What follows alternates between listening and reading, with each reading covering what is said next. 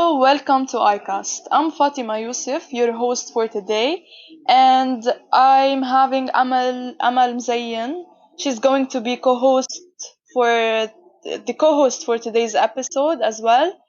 How are you, Amal? I'm fine, thank you. I'm going to be your host for today. I'm Amal Mzayen, and we are going to interview Miss Maddie Richardson.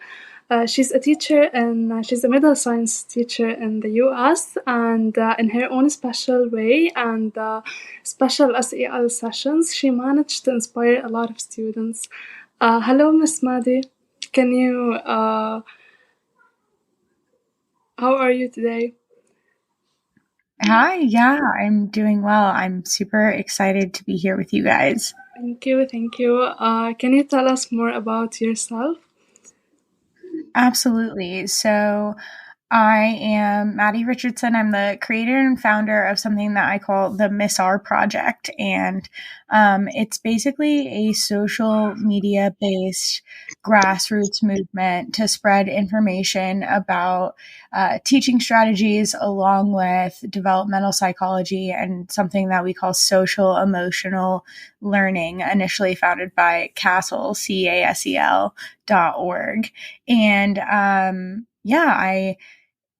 I help teach other teachers how to instruct meaningful conversations with their students and develop classroom management strategies, along with, I would like to say, help teach humans kind of how to human thanks to social media. Yeah, we saw your videos, and they are like you teach students more like they are humans, more like than you're a student and you should like have A's and like the pressure that like all of the teachers put on students. You don't. That's amazing. Yeah, the pressure of perfection can be definitely crippling to creativity. And I don't think any of us have had, nobody has a perfect record, even if it looks like they do. Exactly. Nobody is perfect. And so I think it's important that humans acknowledge that we just have different strengths in different areas. And that is a strength within itself. Yeah, that's very inspiring. I think what you do is amazing, honestly. Your videos, your teaching methods is amazing. Okay, I'm ready. What did you study in college, and is it related to the job? No, is it related to your job as a teacher right now? Yes. So I studied integrative physiology, which is basically it's kind of pre-med, everything in and out of the human body. And then later on, I went and got my master's in education. So I feel like I was very fortunate to have the undergrad in science because I'm a science teacher, and it really opened my eyes to a lot of things. Science and social emotional learning aren't too far off. It's pretty much developmental psychology paired with science. So it all kind of goes together. You were doing an experiment with your students. It was really amazing. I was amazed by the way you were explaining things to them. Thank you. Yeah, I love putting on a good show for them. I think that's one of the fun parts of being a science teacher, creating that awe and that shock value of like, yes, the world is magical, but also we can explain why. Yeah, that's amazing. That's I think like they are a perfect mix between like science and the SEL sessions. So they both help each other out, like, and mixing both of them is like helping you as a teacher more than other Oh, teachers, right? yeah, I would definitely say so. I would say that classroom management becomes easier because you set the ground rules of how you expect them to behave and how you expect them to like interact with one another. And I recently had a teacher reach out saying that like the kids were great in her room, but when they left the room, they weren't so great. To which is like, well, you did your job. You're supposed to create an environment where they can really thrive. And part of thriving is preventing emotional hurdles. So, what people I think often don't realize is if you don't set an environment to where students feel like very emotionally accepted and unafraid to be creative and unafraid to try, then you're going to have a lot more kind of ego hurdles that cost you time within the classroom, because you're going to be busy addressing what went wrong as opposed to laying the foundation for what could go right. Yeah. More like into the personal questions. What do you like to do in your free time, or like any hidden talents you have that you cooperate with your teaching methods? Yeah. I think so. I am a little neurodivergent. I have ADHD. And so I have a lot of like random hobbies. I jump rope a lot. I'm really into fitness. So I try to bring that into the classroom as often as I can. And I knit bows for my dog so that my dog and I have matching bows sometimes. And the kids really like that. That's really Oh, cute. that's really cool. I know, right? And I think like being an ADHD also gives you like a privilege, or like it has its perks, because I think ADHDers are like a little bit more creative than others. I definitely have a lot of energy to do a lot of things. Yeah. So, how would you describe yourself as, when you were a student? What type of student were you? Uh, as a student, I was like eager to please and eager to do well. The biggest things that hindered me actually as a student was I had narcolepsy, but that went along with my ADHD. But I was undiagnosed with both until like my mid 20s. And so it was really hard for me to stay awake and pay attention in classes. And so oftentimes I was lucky to grow up in like the technology age. So in college, I'd have to watch a class like 2 or 3 times before I got the correct information out of it. But at the same time, I think that made me a really hard worker, because I wasn't as mentally present for classes as other people were capable of being. So I had to come up with like creative ways to keep my brain engaged. I would like, my notes would be obnoxiously colorful and have crazy pictures in them. And that was the only way that I could focus. And I remember thinking like, oh, like nobody else really has to do this. And every once in a while you get a professor that was really chill about it. And other times you'd get a professor, that kind of took it as an insult.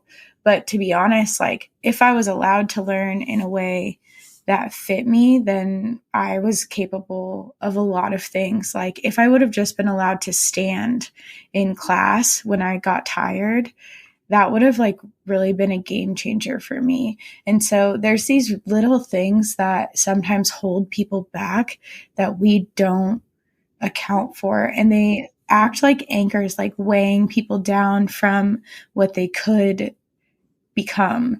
And so I think part of where I'm excited to see the education system shift is accepting how different everybody's brains are, and how different everybody's lives are, and what everybody is going through is so different. The personal experience is so personal, right? Like nobody else's is the same. And so really teaching kids all of that at a young age is super important. Yep. Yeah.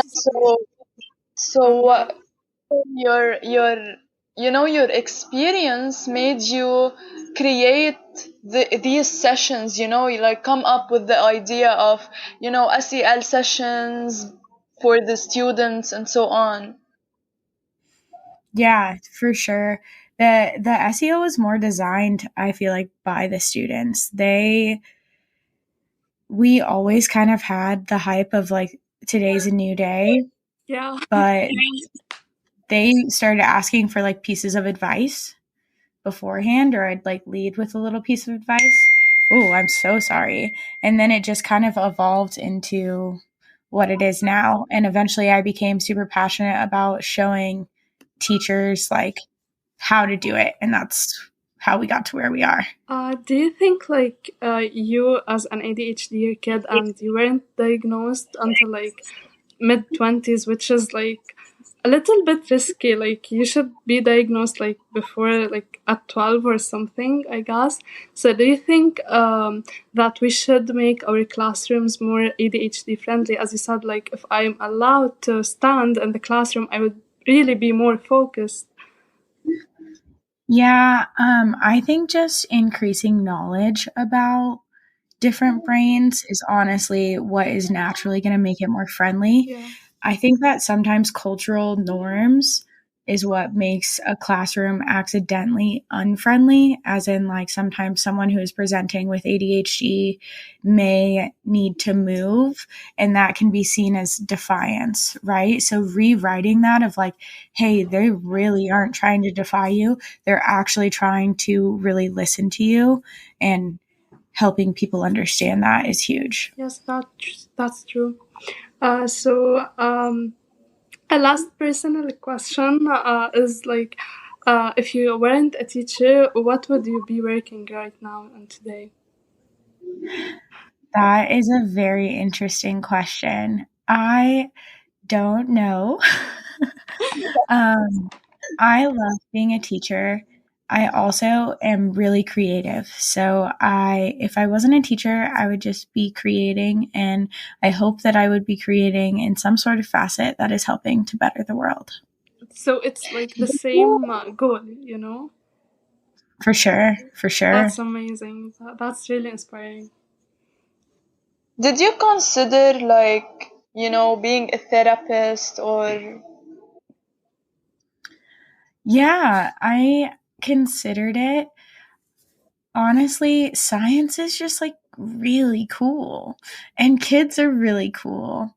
And sometimes if you focus too much on, like, I think being a therapist would sometimes be a little bit of a downer, right? I get to have really great days with kids no matter what their lives look like at the time. Like, I get to give them a really great day, and I get to teach them about something.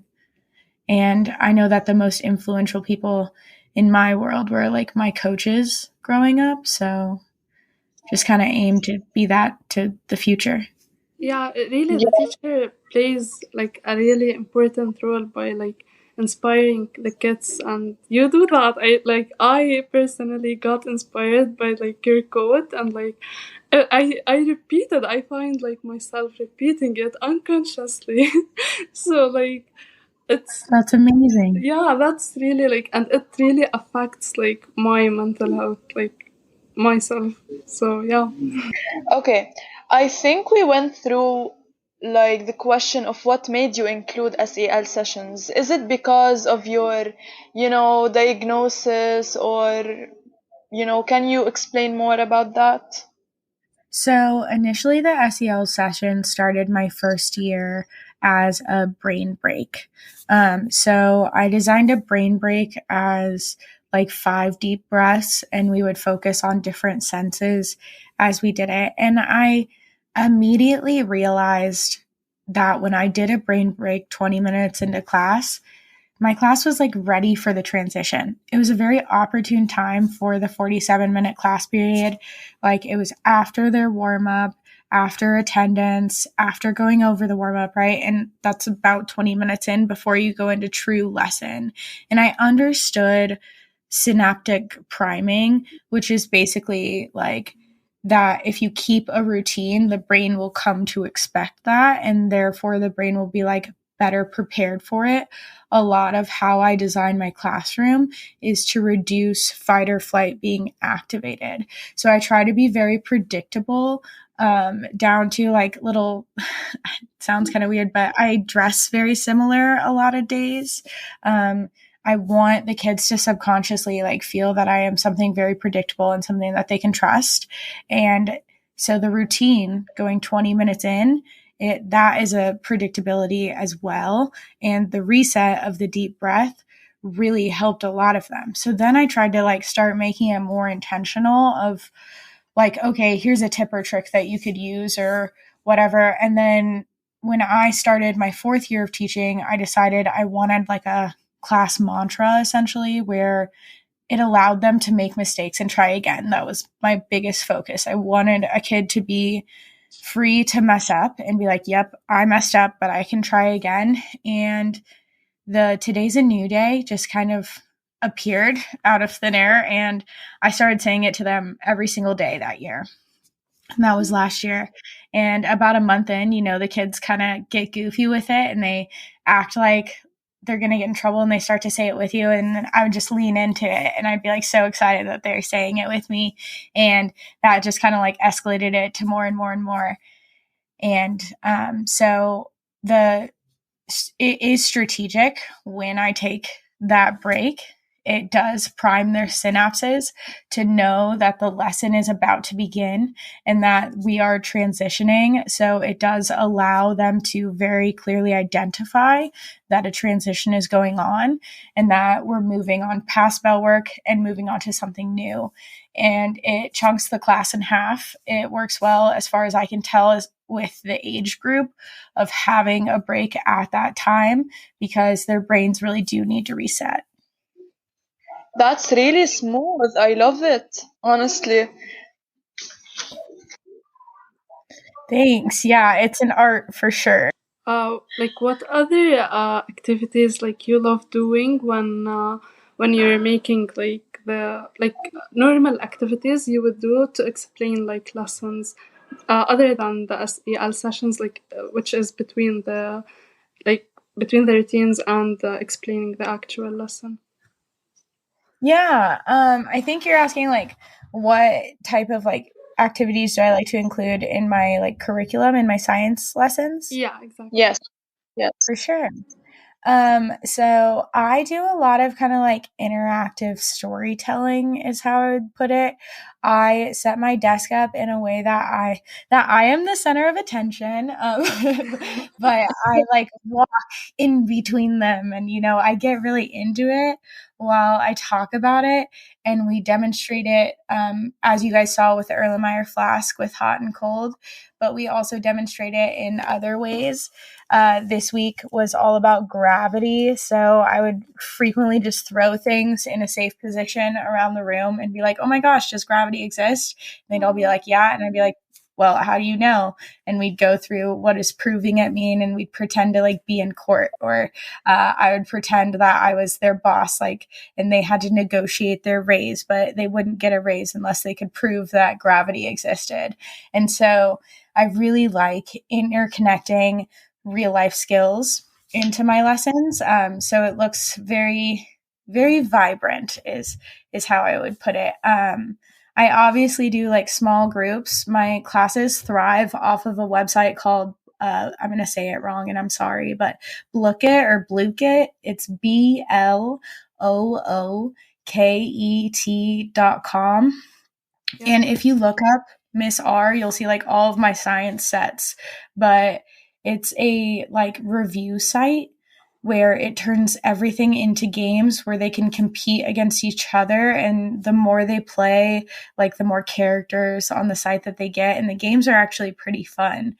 And so a lot of the prep when I want them to study something, I throw it into a Blookit so that they compete against each other. And there's like a solo mode so that they can play against themselves. And gamifying it is really a game changer for teaching kids how to do something. Yeah, so you use like interactive ways and like you use practical ways because like science should be taught practically and like experimentally more than just theoretically. And yes. I think that's great. And about the website, it is really like and you think you should teachers should include like technology and like games, online websites, and all of that in their teaching methods and so on, right? I think that's an interesting question, and I want to know more about your guys' teaching climate after I answer. But I think that some websites are good. However, I never want students to lose the ability to write. I think writing is incredibly important. And so having like writing on a pen and paper and having that skill I think can very easily be lost in developed countries, and that would be a big loss for those countries, for the people to lose the ability to like communicate in pen and paper form. So I think technology is good as long as it doesn't get debilitating, but who's to say when that line starts? Yeah, right. Like writing, and I think like the letters, even like the old ones, and like how we used to send messages, it was like kind of exciting more than now, you know. Yeah, because you had to wait, delayed gratification. Yeah, exactly. Honestly, we are an online like institute or like an online social enterprise, so we only use like online meetings and virtual meetings, so we can like maybe benefit more people. But like we cannot, as you said, to not use papers and pens. Actually, the the questions we wrote them on paper because it's easier and it relieves stress. Yeah, sometimes. Yeah, and also there are studies linking like cognitive abilities with pen and paper. So basically, our brains more easily connect ideas when we write them down as opposed to when we type them. There is some disconnect with the screen, and people with learning disabilities already don't process screens the same way. And so it's just really important to keep paper and pencil around. Like it should not go anywhere. Yeah, especially Honestly, in like the to-do lists, right? Yes, for sure.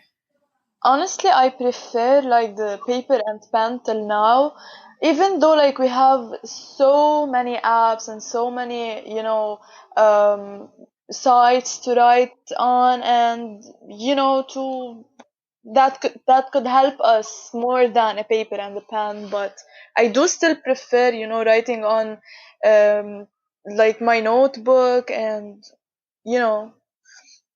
Yeah, well, good. It's good for your brain. Yeah. Okay, so one last question before we transfer to part three.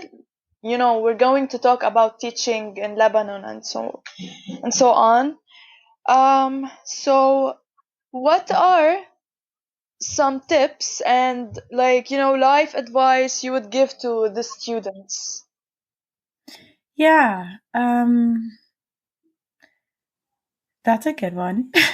I would say don't plague yourself with perfection. We talked about this, I think, before the podcast started, but anytime we expect to be perfect, we're really selling ourselves short. And so allowing yourself to mess up is just part of the process. And so I would say like zoom out and don't get too caught up in your mistakes. Also, just keep going is the biggest thing. You know, things are always going to change and change is inevitable. So just like onward is the only direction, and try not to make yourself miserable along the journey, because life is supposed to be enjoyable, but it's also supposed to have ups and downs. And that's okay. Yeah, so they shouldn't be afraid of failure. Yeah, absolutely. No, you should never be afraid of failing or falling on your face, because I don't really think anybody remembers failures as much as we think they do. Yeah, it's going to pass. It's going to be a blip of time. Yes, exactly. Like everyone is like focusing on their selves, so they're going to remember their failures, but not like the others' failures. So a failure is not an option. It's too much to handle. Yeah, absolutely. I think we get too afraid sometimes and hold ourselves back from our true potential. So failures are often just a beautiful and loud redirection. So just listen to the feedback and it's going to be all right. True, true. Yes. Okay. Teaching like worldwide is now facing a lot of problems, and like no country when it comes to teaching is like perfect, but we saw like as you saw in our email, Lebanon is facing a lot of problems, especially in the public school sector. And yeah, so what do you think should be done for like teaching in Lebanon and worldwide to be like better and for it to improve? Yeah, I don't have enough background to speak to what your teachers are going through. So I'll just speak to what my perception of what teachers are going through where I'm from, and you can tell me if it links up at all. So teachers by and large are overeducated and undercompensated. We're seeing an increase in mental health issues, along with an increase in diagnosis of disorders without an increase in support. Class sizes are around America getting bigger while the number of teachers still in the profession is getting smaller.